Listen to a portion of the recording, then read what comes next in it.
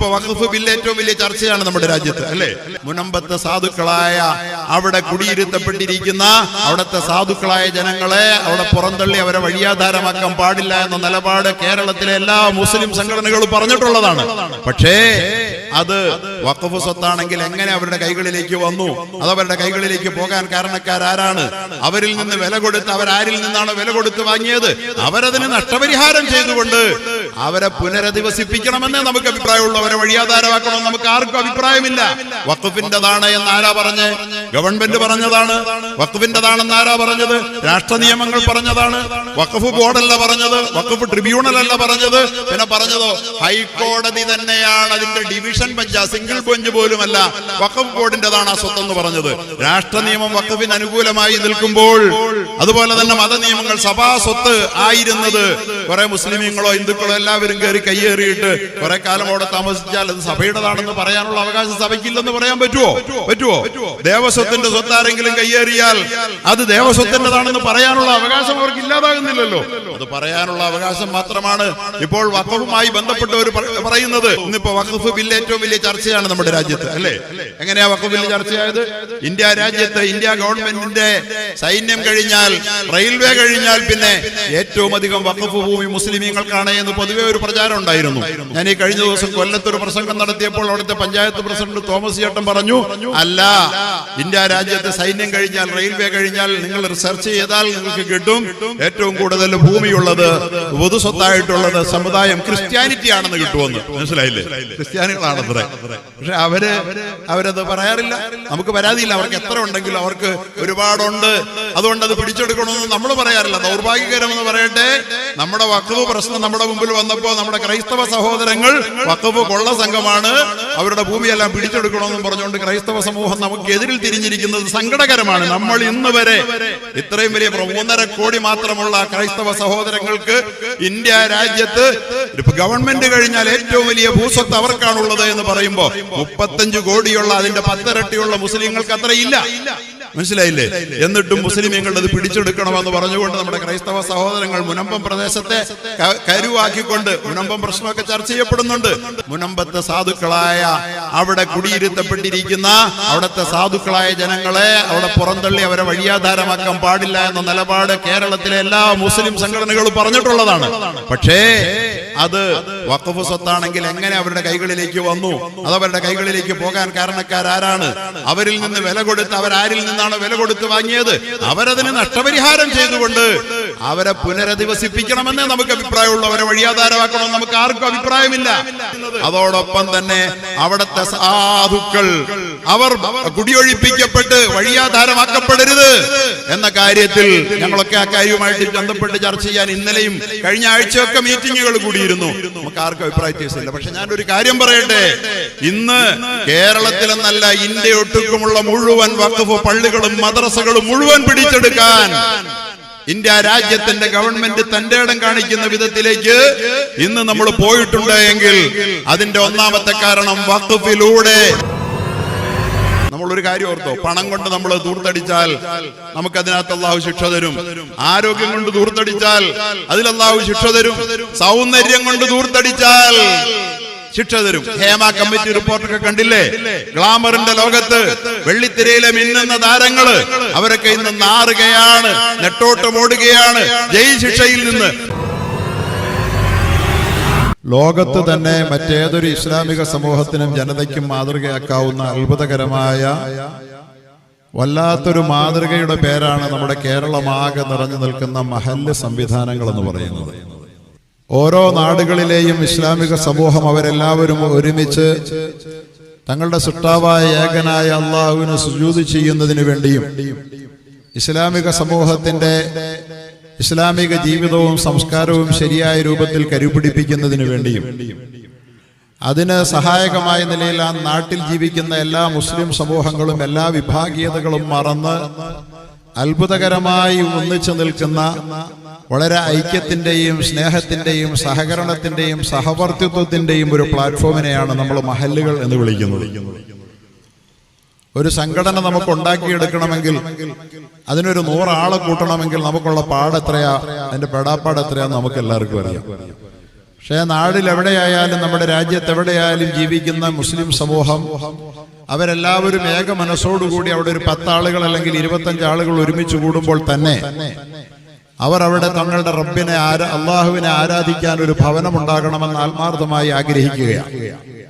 ഇന്നൊക്കെ നമ്മൾ ഇന്ന് അനുഭവിച്ചുകൊണ്ടിരിക്കുന്ന ഈ പള്ളികളുടെ മഹലിന്റെ ഈ സന്തോഷവും ഈ സ്വാതന്ത്ര്യവും ഈ ഐക്യവും ഈ സഹകരണ മനോഭാവവും എല്ലാം ഇന്ന് ജീവിക്കുന്ന നമ്മളുടെ ആരുടെയും മിടുക്കും സാമർത്ഥ്യമല്ല, നമുക്ക് എല്ലാവർക്കും അറിയാം. യഥാർത്ഥത്തിൽ അള്ളാഹുവിനെ ആത്മാർത്ഥമായി വിശ്വസിച്ച ഇസ്ലാമിക സമൂഹത്തെ അള്ളാഹുവിന് ഇഷ്ടപ്പെട്ട ഒരു സംസ്കാരത്തിലും സദാചാരത്തിലും ഊട്ടി വളർത്തി അവരുടെ ഇഹവും പരവും നന്നാക്കി തീർക്കാൻ വേണ്ടി തങ്ങളുടെ മക്കളെ തങ്ങളുടെ പിന്മുറക്കാരായ തങ്ങളുടെ സന്താന പരമ്പരകളെ അള്ളാഹുവിനെ അറിയിക്കാനും പരിചയപ്പെടുത്താനും വേണ്ടി നമ്മുടെ പൂർവികന്മാരായ നല്ലവർ സാത്വികന്മാരായ പണ്ഡിതന്മാരും അതുപോലെ തന്നെ നമ്മുടെ ഉലമാക്കളും ഉമറാക്കളും എല്ലാം ഒരുമിച്ച് ചേർന്ന് നമ്മുടെ നാട്ടിൽ പണ്ടേ നമുക്ക് ഉണ്ടാക്കി തന്ന ഈ ലോകത്തെ നമുക്ക് ഒരു പക്ഷേ സങ്കല്പിക്കാൻ പോലും കഴിയാത്ത ഒരു അത്ഭുത മാതൃകയുടെ പേരാണ് മഹല്ല് സംവിധാനങ്ങൾ. പക്ഷേ അതിന്റെ വലിപ്പം എന്താ, അതിന്റെ മഹത്വം എന്താ, അത് നമുക്ക് എന്താണ് നേടി തന്നത് എന്നതിനെ കുറിച്ച് നമുക്കിന്ന് വലിയ ഗ്രാഹ്യമൊന്നുമില്ല, നമ്മളതിനെ കുറിച്ച് ഗൗരവത്തിൽ ചിന്തിക്കുന്നില്ല എന്നുള്ളതാണ് സത്യം. അനുഗ്രഹങ്ങൾ സാർവത്രികമായാൽ അതിന്റെ വില ഇല്ലാതായി പോകും. നമുക്ക് അങ്ങനെ ഒരു കുഴപ്പമുണ്ട്. ഏത് അനുഗ്രഹം അങ്ങനെയാണല്ലോ. ലോകത്തെ നമുക്ക് അല്ലാഹ് തന്ന ഏറ്റവും വലിയ അനുഗ്രഹം എന്താ? ശുദ്ധവായു തന്നുള്ളതാണ്. പക്ഷെ ശുദ്ധവായുവിന്റെ അനുഗ്രഹത്തെ കുറിച്ച് അള്ളാഹു എന്തൊരു വലിയ അനുഗ്രഹം നമുക്ക് തന്നിരിക്കുന്നത്, ശ്വസിക്കാൻ ശുദ്ധവായു തന്നല്ലോ എന്ന് ഓർത്ത് അള്ളാഹുവിന് ഒരു ശുക്ർ ഒരു ദിവസം പറഞ്ഞവരെ നമ്മുടെ കൂട്ടത്തിൽ ആരും കാണുകയില്ല. നമ്മൾ ഇങ്ങനെ നിരന്തരം ശ്വസിച്ചുകൊണ്ടിരിക്കുക, നമ്മൾ ഉണ്ണുമ്പോഴും ഉറങ്ങുമ്പോഴും ശ്വസിച്ചുകൊണ്ടിരിക്കുക, അല്ലേ? ഉറക്കത്തിൽ പോലും അള്ളാഹു സുബ്ഹാനഹു വ തആല നമുക്ക് കുടിക്കാൻ വെള്ളം കൈകൊണ്ടെടുത്ത് കുടിക്കണം, കഴിക്കാനുള്ള ഭക്ഷണം കൈകൊണ്ടെടുത്ത് കഴിക്കണം.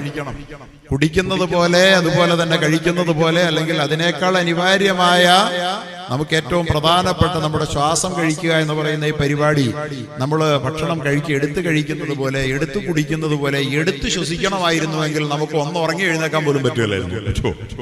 എടുത്തായിരുന്നു ശ്വസിക്കേണ്ടതെങ്കിൽ. അപ്പൊ അള്ളാഹു ഉറങ്ങുന്ന സമയത്ത് നമ്മൾ അറിയാതെ നമ്മളെ ശ്വസിപ്പിക്കുക. അതാണ് നമ്മുടെ ജീവൻ, ജീവവായുവാണ്. അതിലാണ് നമ്മുടെ ജീവനെ തന്നെ പടച്ചോൻ നിലനിർത്തിയിരിക്കുന്നത്. പക്ഷെ നമ്മൾ ആരും ആ അനുഗ്രഹം ഓർക്കാറില്ല. അള്ളാഹു ശ്വാസോച്ഛ്വാസത്തിന് സഹായകമായ ശുദ്ധവായു ഈ അന്തരീക്ഷത്തിൽ ഒരുക്കി വെച്ചുകൊണ്ട് നമുക്ക് സന്തോഷമുള്ള ആരോഗ്യമുള്ള ഒരു ജീവിതത്തിന് ഇവിടെ അന്തരീക്ഷത്തിൽ അവസരം ഒരുക്കി തന്ന റബ്ബിനെ നമ്മൾ നന്ദിയോടെ ഓർക്കാറില്ല.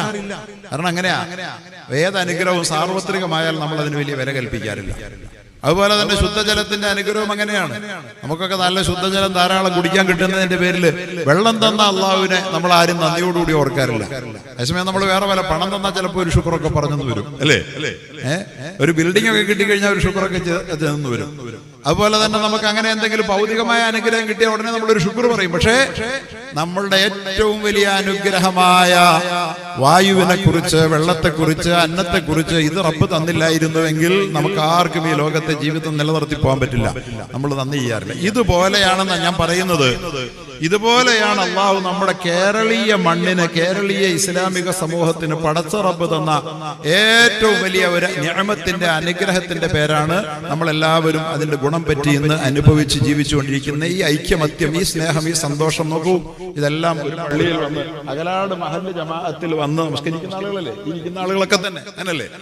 എല്ലാവരെയും നമ്മള് ഒന്നിപ്പിക്കുന്ന ഓരോ വെള്ളിയാഴ്ചകളിലും നൂറുകണക്കിന് വിശ്വാസികള് അവന്റെ എല്ലാ ജോലി തിരക്കുകളും മാറ്റിവെച്ചുകൊണ്ട് വളരെ കൃത്യമായ നിലയിൽ നമ്മുടെ അള്ളാഹുവിനെ ഓർത്ത് അവന് ശുക്രോടുകൂടി ശുദ്ധമായ മനസ്സോടുകൂടി വൃത്തിയും വെടിപ്പുമുള്ള വസ്ത്രവും ശരീരവുമായി പടച്ച റബ്ബിന്റെ മുമ്പിൽ വന്നിരുന്ന് പരസ്പരം കണ്ട് അള്ളാഹുവിനെ ഒന്നിച്ച് ആരാധിച്ച് ഇബാദത്ത് ചെയ്ത് പരസ്പരം പുഞ്ചിരിച്ച് പരസ്പരം കൈകൊടുത്ത് പരസ്പരം സ്നേഹം പങ്കുവെച്ച് എവിടെയായിരുന്നാലും സാധാരണ വഖത്തുകൾക്കൊന്നും എല്ലാ നേരവും എത്തിച്ചേരാനായില്ലെങ്കിലും വെള്ളിയാഴ്ച മഹല്ലി തന്നെ കൂടണം ഉസ്താദ് എന്ന് പലപ്പോഴും പല കൂട്ടുകാരും പറയാറുണ്ട്. വെള്ളിയാഴ്ച മഹല്ലി കൂടിയാലേ ജുമാ കൂടിയെന്നൊരു തൃപ്തിയുള്ളൂ, വേറെ എവിടെ പോയി കൂടിയാലും പറ്റില്ല.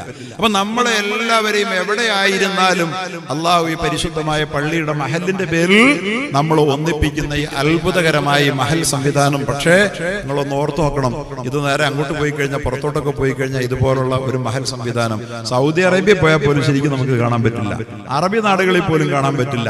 ഇത് ഏറ്റവും ഭദ്രമായി, ഏറ്റവും ശക്തമായി, എത്രയും വ്യവസ്ഥാപിതമായി നമ്മുടെ നാട്ടിൽ നിലനിന്നുകൊണ്ടിരിക്കുന്ന ഈ ഒരു വലിയ അനുഗ്രഹത്തെ പലപ്പോഴും അതിലൂടെ നമുക്ക് കിട്ടിയിട്ടുള്ള നിഅമത്തിന്റെ വലിപ്പത്തെ കുറെ കഴിയുമ്പോൾ നമ്മളെല്ലാവരും ഒന്ന് മറന്നു പോവുകയാണ്. ഒരു കാര്യം വളരെ വ്യക്തമായി നമ്മൾ മനസ്സിലാക്കേണ്ടതുണ്ട്. അള്ളാഹു ഒരു കാര്യം നമ്മളോട് പറയുന്നുണ്ട്. അള്ളാഹുവിന് അനുഗ്രഹം തരാൻ മാത്രമല്ല അറിയുന്നത്, അള്ളാഹുവിന് തന്ന അനുഗ്രഹത്തെ നന്നായി അതിന് നന്ദി ചെയ്തില്ലെങ്കിൽ അത് തിരിച്ചെടുക്കാനും അറിയാം അള്ളാഹുവിന്. ശരിക്കും മനസ്സിലാക്കിക്കോ. എന്റെ പ്രിയപ്പെട്ട സഹോദരങ്ങളോട് ഞാൻ പറയട്ടെ, അള്ളാഹു മറ്റൊരു സമൂഹത്തിന് നൽകിയിട്ടില്ലാത്തത്ര അത്ഭുതകരമായ അനുഗ്രഹങ്ങൾ. നമുക്കിത് പറയുമ്പോ ഞാൻ ഓർക്കുകയാണ്, കഴിഞ്ഞ വെള്ളിയാഴ്ച വയനാടുമായി ബന്ധപ്പെട്ട് എന്റെ പള്ളിയിൽ ഞാനൊരു സഹായധനം, അവിടെ ഒരു ഭവന പദ്ധതി, നാളെ ഞാൻ അങ്ങോട്ട് പോവുകയാണ്. 20 വീടുകൾ അവിടെ പണിത് കൊടുക്കാൻ വേണ്ടിയിട്ടുള്ള ഒരു പ്രൊജക്ട് ഞാൻ രക്ഷാധികാരിയായിട്ടുള്ള എറണാകുളം ജില്ലാ മഹല്ല് കൂട്ടായ്മ ഏറ്റെടുത്തിട്ടുണ്ട്. നാളെ അതിന്റെ ശിലാസ്ഥാപനത്തിന് ഞങ്ങൾ പോവുകയാണ്. കഴിഞ്ഞ മുമ്പിലത്തെ വെള്ളിയാഴ്ച അതിന് നിങ്ങൾ സഹായിക്കണമെന്ന് പറഞ്ഞ ഉടനെ പറഞ്ഞു വാമുറുക്കുന്നതിന് അപ്പുറത്ത് തന്നെ ഒരു സഹോദരൻ 1 ലക്ഷം രൂപ അപ്പുറത്ത് ഓഫർ ചെയ്യുക. അത് മഹല്ലിൽ പോലും പെട്ട ആളല്ല. ബക്കറ്റിൽ അപ്പോൾ തന്നെ 1 ലക്ഷം വീണങ്ങ് നിറയുകയാണ്. സഹോദരങ്ങളെ, എത്ര അനുഗ്രഹം! നമ്മളൊന്ന് മനസ്സ് വെച്ചാൽ, നമ്മളൊന്ന് ചെറിയ ഒരു അരവാക്കൊന്ന് ഉരിയാടിയാൽ, നമ്മുടെ പരിശുദ്ധമായ വെള്ളിയാഴ്ചകളിൽ നമ്മൾ ഒരുമിച്ച് കൂടുന്ന നമ്മുടെ മഹല്ലുകൾക്ക് അത്ഭുതങ്ങൾ സൃഷ്ടിക്കാൻ കഴിയുന്ന വിധത്തിൽ അല്ലാഹു സുബ്ഹാനഹു വ തആല നമുക്ക് സംവിധാനിച്ചു തന്നിരിക്കുന്ന എത്ര വലിയ ഒരു അനുഗ്രഹമാണിത്. എന്താണ് നമ്മുടെ മഹല്ല് നന്നായി പ്രവർത്തിച്ചാൽ, ഒരു മഹല്ല് നന്നായി പ്രവർത്തിച്ചാൽ ഇവിടെ നടക്കാത്ത എന്തെങ്കിലും ഒരു കാര്യമുണ്ടോ? ഇവിടെ ഞാൻ എപ്പോഴും പറയാറുണ്ട്, ഈ രാജ്യം ആര് ഭരിച്ചോട്ടെ, ചിലപ്പോ ഭരണകർത്താക്കളെ കുറിച്ച് നമുക്ക് പേടി. രാജ്യം ഭരിക്കുന്നത് അവരല്ലേ, കേരളം ഭരിക്കുന്നത് ഇവരല്ലേ, ആരെല്ലാം ഏത് രാജ്യം ഭരിച്ചാൽ നമുക്കെന്താ? നമ്മെ സംബന്ധിച്ചിടത്തോളം നമ്മുടെ മഹല്ല് ശരിയായ നിലയിൽ പ്രവർത്തിക്കുകയും അത് പരിപാലിക്കപ്പെടുകയും ചെയ്യുന്നുണ്ടെങ്കിൽ നമ്മുടെ കാര്യം നമ്മുടെ കൈകരങ്ങളിൽ തന്നെ ഭദ്രമല്ലേ? നമ്മുടെ എല്ലാ കാര്യങ്ങൾക്കും നമുക്ക് അല്ലാഹു തആല തന്നിരിക്കുന്ന അത്ഭുതകരമായ ഒരു അനുഗ്രഹത്തിന്റെ പേരാണ് മഹല്ല് സംവിധാനം. പക്ഷെ ഒരു കാര്യമുണ്ട്, മഹല്ലിലൂടെ അല്ലാഹു തന്ന അനുഗ്രഹത്തെ നമ്മൾ മറന്നു കളയുകയും മഹല്ല് സംവിധാനത്തിന്റെ പള്ളിയോട്, പള്ളിയുടെ വഖഫിനോട്, പള്ളിയിലൂടെ നമുക്ക് ലഭിച്ചിരിക്കുന്ന സംവിധാനങ്ങളോട് നമ്മൾ നന്ദികേട് കാണിക്കുകയും ചെയ്താൽ ആ പള്ളികൾ തന്നെയായിരിക്കും നമുക്ക് ഭീഷണിയായി തിരിച്ചു വരിക. ലഇൻ ശക്കർതും ലഅസീദന്നകും വലഇൻ കഫർതും ഇന്ന അദാബി ലശദീദ്. അല്ലാഹു അല്ലേ പറഞ്ഞത്? അള്ളാഹുവിന് അനുഗ്രഹം തരാൻ മാത്രമല്ല അറിയുന്നത്, മറിച്ച് അനുഗ്രഹത്തോട് അനുഗ്രഹം ആസ്വദിക്കുന്നവൻ നന്ദി ചെയ്തില്ലെങ്കിൽ അത് അല്ലാഹു തആല ശിക്ഷയാക്കി മാറ്റുന്നവനാണ്. അനുഗ്രഹം നിഗ്രഹമായി മാറും. നിങ്ങൾ നന്ദി ചെയ്താൽ അത് വർദ്ധിപ്പിച്ചു വരും, വർദ്ധിപ്പിച്ചു തരും. നോക്കൂ, നമ്മുടെ കാരണവന്മാർ ഒരു ചെറിയ പള്ളിയായി, കൊച്ചു കൊച്ചു പള്ളികളായി, ചെറും സ്രാമ്പികളായി ഒക്കെ തുടക്കമിട്ട പള്ളികൾ ഇന്ന് നമ്മളൊക്കെ ആ പള്ളിയുടെ വിലയും നിലയും മനസ്സിലാക്കിയിരുന്ന ഇന്നലകളിൽ നിന്ന് നമ്മൾ ഇന്ന് എത്രയോ വളർന്നു. അനുഗ്രഹം വളരെ വലുതായി വളർന്നു. ഇന്ന് വലിയ പള്ളികളൊക്കെ കണ്ടു കഴിഞ്ഞാൽ കൊട്ടാരങ്ങളെ തോൽപ്പിക്കുകയാണ്. ഹൈവേകളുടെയൊക്കെ പരിസരങ്ങളിൽ, തെരുവുകളിൽ തല ഉയർത്തി നിൽക്കുന്ന പള്ളികൾ കണ്ടാൽ അതൊരു വല്ലാത്ത കാഴ്ചയാണ്. എത്ര വലിയ സന്തോഷമാണ്. പരിശുദ്ധമായ ഹറം ഷരീഫിൽ പോയി നമ്മളെല്ലാവരും ഒന്ന് ഹറം കാണാൻ കൊതിക്കാത്തവരാരുമില്ല. പരിശുദ്ധ ഹറമിൽ ഒന്ന് പോയവർക്ക് പിന്നെ രണ്ടാമതും പോകാതിരിക്കാൻ അവന്റെ മനസ്സിലുള്ള ഒരടക്കം കിട്ടൂല. വീണ്ടും പോയിക്കൊണ്ടിരിക്കണം. കാരണം എന്താണ് ആ സന്തോഷം, എന്താണ് ആ സ്വാതന്ത്ര്യബോധം? ഒരന്യതാബോധവുമില്ലാതെ ലോകത്തിന്റെ ഏത് കോണുകളിൽ നിന്നും വന്നു ചേരുന്ന മുഴുവൻ മനുഷ്യരെയും അവന്റെ സ്വന്തം വീട് പോലെ സന്തോഷത്തോടുകൂടി സ്വീകരിക്കപ്പെടുന്ന, സ്വാഗതം ചെയ്യപ്പെടുന്ന അള്ളാഹുവിന്റെ പരിശുദ്ധമായ ഹറം ഷരീഫ് ഉണ്ടല്ലോ, ആ ഹറം ഷരീഫിനെ അനുകരിച്ചുകൊണ്ട് നമ്മുടെ പള്ളികളിലൊക്കെ ഇന്ന് ഹറമിന്റെ മാതൃകയിലാണ് പള്ളി പണിയുന്നത്. ഹറമിൽ ഇട്ടിരിക്കുന്നത് പോലത്തെ കാർപ്പറ്റാണ് നമ്മൾ വിരിക്കുന്നത്. ഹറമിൽ ഇട്ടിരിക്കുന്നത് പോലുള്ള ഓർണമെന്റ്സ് ആണ്. അതിനകത്ത് കയറി ഇരുന്ന് കഴിഞ്ഞാൽ ഹറമിൽ കഴിയുന്ന പ്രതീതി പോലുമാണ് നമ്മൾ പലപ്പോഴും പല പള്ളികളിലും ഇന്ന് അനുഭവിച്ചുകൊണ്ടിരിക്കുന്നത്. അള്ളാഹു നമുക്ക് തന്ന ഈ അനുഗ്രഹത്തെ നമ്മൾ അതിനെ മഹത്വത്തോടുകൂടി, വിലയോടുകൂടി കണ്ടിരുന്ന ഇന്നലകളിൽ അതിന് പകരം അല്ലാഹു തആല നമുക്ക് ഇന്ന് തന്നിരിക്കുന്നത് ഹറമിൽ പോയില്ലേലും ഹറമിലേതുപോലെ ഓരോ മഹല്ലും ഹറമു പോലെ, ഹറമിലെ പള്ളി പോലെ ആക്കി തീർക്കാൻ കഴിയുന്ന ഒരനുഗ്രഹം നമ്മുടെ നാട്ടുകാർക്ക്, ഓരോ പ്രദേശവാസികൾക്കും പടച്ച തമ്പുരാൻ നമുക്കിവിടെ തന്നിരിക്കുക. അല്ലേ? അത്തരത്തിലുള്ള ഒരു വലിയ അനുഗ്രഹമാണ്. പക്ഷെ ഒരു കാര്യം ഓർത്തോളുക, അള്ളാഹു ഏതൊരു അനുഗ്രഹവും കുറച്ചു കാലം തന്നു പരീക്ഷിക്കും. എന്നിട്ട് അള്ളാഹു താല അത് എടുത്തു പരീക്ഷിക്കും. അതുകൊണ്ട് അള്ളാഹു നമുക്ക് പള്ളിയിലൂടെ തന്നിരിക്കുന്ന ഈ ഐക്യത്തിന്റെ, സ്നേഹത്തിന്റെ, സഹകരണത്തിന്റെ കൂട്ടായ്മകളെ, അതുപോലെ തന്നെ അതിലൂടെ നമുക്ക് നമ്മുടെ നാടിന്, നമ്മുടെ നാട്ടിലുള്ള മുഴുവൻ ജനങ്ങൾക്കും സഹകരണത്തിലൂടെ അവരുടെ വിദ്യാഭ്യാസത്തിന്, അവരുടെ സാമ്പത്തിക രംഗത്തിന്, അവരുടെ തൊഴിൽ രംഗത്തിന് ഒക്കെ മുതൽക്കൂട്ടാവുന്ന വിധത്തിലുള്ള മാതൃകകൾ സൃഷ്ടിച്ച് ഓരോ മഹലിനെയും ആ നാട്ടിലെ സമുദായത്തിന് മാത്രമല്ല പൊതുസമൂഹത്തിന് ഉപകാരപ്രദമായ നിലയിൽ വിനിയോഗിക്കാൻ പടച്ച തമ്പുരാൻ തന്നിരിക്കുന്ന അനുഗ്രഹത്തെ ഉപയോഗിക്കാതെ നമ്മൾ ആരെങ്കിലും ഉപയോഗരഹിതമാക്കി തീർത്താൽ, ആരെങ്കിലും അതിനെ ദുരുപയോഗം ചെയ്താൽ ആ പള്ളികൾ കാരണമായുള്ള അദാബുകൾ നമുക്ക് വരുമെന്നുള്ളത് അള്ളാഹുവിന്റെ ഈ ആയത്തിന്റെ അടിസ്ഥാനത്തിൽ നമ്മൾ മനസ്സിലാക്കേണ്ട ഒരു കാര്യമാണ്. ഇന്നിപ്പോ നമ്മുടെ ഏറ്റവും വലിയ അദാബ് ഇന്ത്യ രാജ്യത്ത് എന്താ? ഇന്ത്യ രാജ്യത്തെ ചിന്തിച്ചാൽ ഇന്ത്യയിൽ നിന്ന് മുസ്ലിമീങ്ങൾ അനുഭവിക്കുന്ന ഏറ്റവും വലിയ ഒരു അദാബ്, വേദനകൾ പലപ്പോഴും പള്ളിയെ ചുറ്റിപ്പറ്റിയ ബാബരി മസ്ജിദ്, ഗ്യാൻവാപ്പി മസ്ജിദ്, മധുര മസ്ജിദ്, കാശി മസ്ജിദ്, അങ്ങനെ ഒറ്റ പള്ളികളെ ചുറ്റിപ്പറ്റി ഇന്ത്യ രാജ്യത്ത് പ്രശ്നങ്ങൾ ഉയർത്തു വന്നപ്പോ നമ്മൾ മനസ്സിലാക്കണം, പള്ളികളിലൂടെ പടച്ച തമ്പുരാൻ നമുക്ക് തന്ന അനുഗ്രഹങ്ങളെ ശരിയായ വിധത്തിൽ മനസ്സിലാക്കാനും അതിനോട് വേണ്ട വിധം നന്ദി ചെയ്യാനും അതിലൂടെ നമുക്കുണ്ടാകേണ്ടുന്ന പുരോഗതിയും ഉന്നമനവും വളർച്ചയും അതുപോലെ തന്നെ ലോകത്തിന് അതിലൂടെ കിട്ടേണ്ടുന്ന സാമൂഹികമായ പുരോഗതികളും പള്ളികളിലൂടെ നടപ്പിൽ വരുത്താൻ നമുക്ക് കഴിഞ്ഞോ എന്ന് നിങ്ങൾ ആലോചിച്ച് നോക്ക്. പ്രിയപ്പെട്ടവരെ, ഒരു പള്ളി നന്നായി പ്രവർത്തിച്ചാൽ പഞ്ചായത്ത് ആ പള്ളിക്ക് പകരമാവില്ല. പഞ്ചായത്ത് ആരും ഭരിച്ചോട്ടെ, ഇപ്പൊ പഞ്ചായത്ത് ഭരണം പിടിച്ചെടുക്കാൻ വേണ്ടിയിട്ട് പല ആളുകളും വല്ലാതെ വെപ്രാളപ്പെടണം. സത്യം പറഞ്ഞാൽ ഒരു പള്ളിയുടെ വില അറിയുന്ന നാട്ടിലെ ജനങ്ങൾക്ക് പള്ളിയുടെ വില അറിയാമെങ്കിൽ പഞ്ചായത്ത് വേണമെന്ന് പറഞ്ഞു വല്ലവരും പോകും. ഒരു പഞ്ചായത്തിന് നടപ്പിൽ വരുത്താൻ കഴിയുന്നതിനേക്കാൾ 10 മടങ്ങ് സമൂഹത്തിന് പ്രയോജനപ്രദമായ എല്ലാ വിഭാഗം ജനങ്ങൾക്കും ഗുണമുള്ള കാര്യങ്ങൾ ഈ രാജ്യത്ത് നടപ്പാക്കി കൊടുക്കാൻ ഒരു പള്ളി ശരിയായ വിധത്തിൽ പ്രവർത്തിച്ചാൽ കഴിയും. നിങ്ങൾക്കറിയാവോ, ഓരോ വെള്ളിയാഴ്ചയും എന്റെ പള്ളിയിൽ, ഞാൻ ഇതിനു മുമ്പ് നിന്ന പള്ളികളിലൊക്കെ ഒരു വെള്ളിയാഴ്ച ഒരു കാര്യം പറഞ്ഞാൽ 1 ലക്ഷം, 1.5 ലക്ഷം, 1.25 ലക്ഷം. ഞാൻ എറണാകുളത്ത് പടമുകൾ പള്ളിയിൽ നിൽക്കുമ്പോൾ അങ്ങനെയൊക്കെയാ, കാരണം അത് 2-3 പേര് കൊള്ളു. ഇപ്പൊ ഞാൻ നിൽക്കുന്ന ആലുവ പള്ളിയിൽ ഒരു 1000-1500 പേര്, 50,000, 40,000, 70,000, 75,000, 1 ലക്ഷം എന്ന് പറയുന്നത് ഒരു വെള്ളിയാഴ്ച കിട്ടുന്ന ശരാശരിയാ. ഒന്ന് ആലോചിച്ച് നോക്കിയേ, ഒരു വർഷം എത്രയാണ് ആ നിലയിൽ പോയാൽ? ഒരു വർഷം ആ നിലയിൽ പോയാല് ഒരു വെള്ളിയാഴ്ച 50,000 രൂപ വെറും ബക്കറ്റിൽ നിക്ഷേപിക്കുന്ന തുകയിലൂടെ നമുക്ക് കിട്ടുമെങ്കിൽ 2 വെള്ളിയാഴ്ച കൊണ്ട് 1 ലക്ഷമായോ? അങ്ങനെയാണെങ്കിൽ 54 വെള്ളിയാഴ്ചയിൽ കോടി എത്രയായിരിക്കും? എത്ര വരും? 1/2 കോടി രൂപയുടെ മുകളിൽ അടുത്തേക്ക്, അല്ലേ? 25 ലക്ഷം, 30 ലക്ഷം.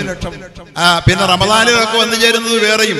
അത്രയും തുക സമാഹരിച്ച്, വെറും ബക്കറ്റിലൂടെ സമാഹരിച്ച് സമൂഹത്തിന് എന്തെല്ലാം കാര്യങ്ങൾക്ക് ഉപകാരം ചെയ്യാൻ നമുക്ക് കഴിയുന്നുണ്ടെന്ന് പറയാം. മുസ്ലിം മാത്രമല്ല, ഹിന്ദുക്കളായ ആളുകളും പള്ളിമുറ്റത്ത് ജുമായ്ക്ക് പലപ്പോഴും വരും. എന്നിട്ട് അവർ പറയും ഇമാമെ സഹായിക്കണം. അപ്പൊ നമ്മൾ സ്വാഭാവികമായിട്ട് ആദ്യമൊക്കെ ചോദിക്കുമായിരുന്നു, നിങ്ങൾ ക്ഷേത്രത്തിൽ പറഞ്ഞുകൂടെ, അവിടെ നിങ്ങൾക്ക് സഹായം കിട്ടില്ലേ എന്ന്. ഇല്ല ഇമാമെ, അവിടെ ഒന്നും പറഞ്ഞാൽ ഒന്നും കിട്ടൂല എന്ന് അവർ പറയാറുള്ളത്. മനസ്സിലായില്ലേ? അവിടെ ഒന്നും കിട്ടില്ലെന്ന് ഞാൻ പറയുന്നില്ല. പക്ഷെ ഇതുപോലെ ഒന്നും നമ്മുടെ പള്ളികളിൽ ഉദാരമസ്തനസ്ഥിതിക്കാരായ പടച്ചറബിന്റെ പ്രീതി പ്രതീക്ഷിച്ചുകൊണ്ട് അവിടെ ജനങ്ങൾക്ക് 10 പൈസ, ഒരു 10 രൂപ ഇട്ടാൽ അല്ലെങ്കിൽ 100 രൂപ ഇട്ടാൽ അതെന്റെ പരലോകത്തിന് മാത്രമല്ല ഇഹലോകത്തിനും മുതൽക്കൂട്ടാണെന്ന് വിചാരിക്കുന്ന ഈമാനുള്ള വിശ്വാസികളെ ഓരോ വെള്ളിയാഴ്ചകളിലും 100 കണക്കിന് ആളുകളെ ഒന്നിപ്പിച്ചിരുത്താൻ കഴിയുന്ന ഈ അത്ഭുതകരമായ പള്ളി സംവിധാനത്തെ ഉപയോഗിക്കാതെ നമ്മളെല്ലാവരും ദുരുപയോഗം ചെയ്താൽ, ഇന്നിപ്പോ ഞാൻ നേരത്തെ പറഞ്ഞ ദേശീയ പള്ളികളുണ്ടല്ലോ, ആ ദേശീയ പള്ളികള് പലതും പൊളിച്ചു, അടുത്തത് പൊളിക്കാൻ വേണ്ടി ഉന്നം വയ്ക്കപ്പെടുന്നു. ഇത്തരത്തിലുള്ള ഫിത്നകളൊക്കെ വരുമ്പോൾ പള്ളിയും വഖഫും പരിപാലിക്കുന്ന കാര്യത്തിൽ നമുക്ക് വന്ന വലിയ വീഴ്ച കാരണമാണെന്ന് ഓർത്തോളൂ. ഇന്നിപ്പോ വഖഫ് ബില്ല് ഏറ്റവും വലിയ ചർച്ചയാണ് നമ്മുടെ രാജ്യത്ത്, അല്ലേ? എങ്ങനെയാ വഖഫ് ബില്ല് ചർച്ചയായത്? ഇന്ത്യ രാജ്യത്ത് ഇന്ത്യ ഗവൺമെന്റിന്റെ സൈന്യം കഴിഞ്ഞാൽ, റെയിൽവേ കഴിഞ്ഞാൽ പിന്നെ ഏറ്റവും അധികം വഖഫ് ഭൂമി മുസ്ലിമീങ്ങൾക്കാണ് എന്ന് പൊതുവെ ഒരു പ്രചാരം ഉണ്ടായിരുന്നു.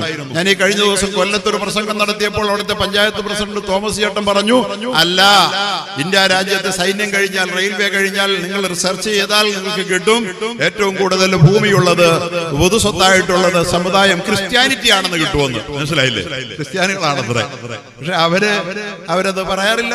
നമുക്ക് പരാതിയില്ല, അവർക്ക് എത്ര ഉണ്ടെങ്കിലും അവർക്ക് ഒരുപാടുണ്ട്, അതുകൊണ്ട് അത് പിടിച്ചെടുക്കണമെന്ന് നമ്മൾ പറയാറില്ല. ദൗർഭാഗ്യകരമെന്ന് പറയട്ടെ, നമ്മുടെ വഖഫ് പ്രശ്നം നമ്മുടെ മുമ്പിൽ വന്നപ്പോ നമ്മുടെ ക്രൈസ്തവ സഹോദരങ്ങൾ വഖഫ് കൊള്ള സംഘമാണ്, അവരുടെ ഭൂമിയെല്ലാം പിടിച്ചെടുക്കണമെന്നും പറഞ്ഞുകൊണ്ട് ക്രൈസ്തവ സമൂഹം നമുക്ക് എതിരിൽ തിരിഞ്ഞിരിക്കുന്നത് സങ്കടകരമാണ്. നമ്മൾ ഇന്ന് വരെ ഇത്രയും വലിയ 3.5 കോടി മാത്രമുള്ള ക്രൈസ്തവ സഹോദരങ്ങൾക്ക് ഇന്ത്യ രാജ്യത്ത് ഗവൺമെന്റ് കഴിഞ്ഞാൽ ഏറ്റവും വലിയ ഭൂസ്വത്ത് അവർക്കാണുള്ളത് എന്ന് പറയുമ്പോ 35 കോടിയുള്ള അതിന്റെ 10 ഇരട്ടിയുള്ള മുസ്ലിങ്ങൾക്ക് അത്രയില്ല.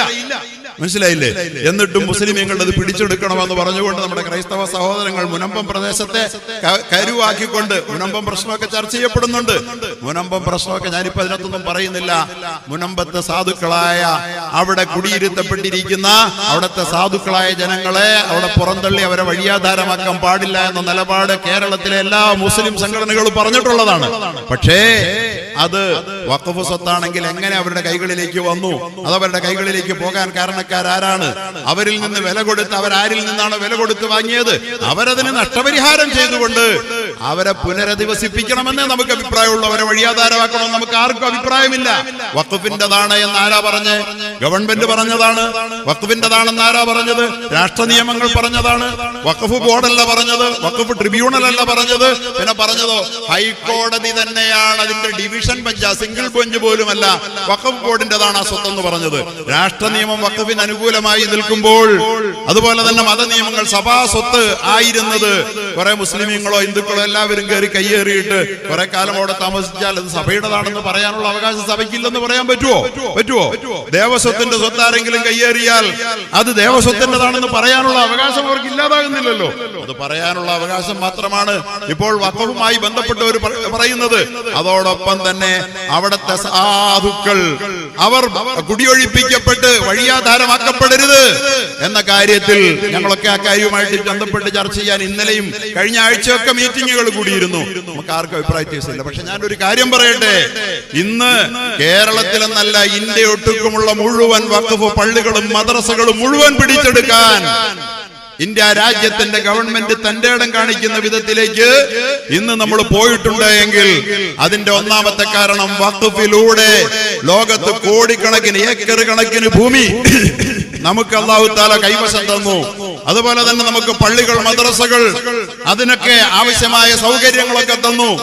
ആ സംവിധാനങ്ങളെ, സൗകര്യങ്ങളെ സമുദായത്തിന് മാത്രമല്ല സമൂഹത്തിനു കൂടി, പൊതുസമൂഹത്തിനു കൂടി പ്രയോജനകരമായ നിലയിൽ നമ്മൾ കൈകാര്യം ചെയ്തില്ലെങ്കിൽ അള്ളാഹുവിന്റെ ഖുർആനിന്റെ ആയത്തല്ലേ നമ്മോട് ഞാൻ നേരത്തെ പറഞ്ഞതിൽ ഇൻ ശക്കർതും ലഅസീദന്നകും, നിങ്ങൾക്ക് ഞാൻ തന്ന അനുഗ്രഹങ്ങളോട് നിങ്ങൾ നന്ദിയോടുകൂടി പ്രവർത്തിച്ചാൽ, പെരുമാറിയാൽ ലഅസീദന്നകും, അത് നിങ്ങൾക്ക് ഞാൻ പെരുപ്പിച്ചു തരും. അനുഗ്രഹം അല്ലാഹു തന്നിട്ട് നിങ്ങൾക്കറിയോ, അല്ലാഹു തആല തന്ന വായു എന്ന അനുഗ്രഹത്തോട് നന്ദി കാട്ടിയില്ലെങ്കിൽ വായുവിനെ കൊടുങ്കാറ്റാക്കി മാറ്റും അല്ലാഹു തആല. വെള്ളം എന്ന അനുഗ്രഹത്തോട് നന്ദി നമ്മൾ കാണിച്ചില്ലെങ്കിൽ വെള്ളത്തെ പ്രളയമാക്കി മാറ്റും അല്ലാഹ്. മണ്ണെന്ന് പറയുന്ന ഭൂമിയിലെ വലിയ അനുഗ്രഹത്തോട് നന്ദി കാണിച്ചില്ലെങ്കിൽ മണ്ണിടിച്ചിലുണ്ടാക്കും അല്ലാഹ്. നോക്ക്, അനുഗ്രഹത്തെ ആദാബാക്കി തീർക്കാൻ ശക്തിയുള്ളവനാണ് പടച്ചവൻ. നമ്മുടെയൊക്കെ പ്രശ്നം അതാണ്. ഇന്ന് വയനാടിന്റെ പ്രശ്നം അതാ, കവളപ്പാട് പ്രശ്നമാ. ഇതൊക്കെ അനുഗ്രഹമാ.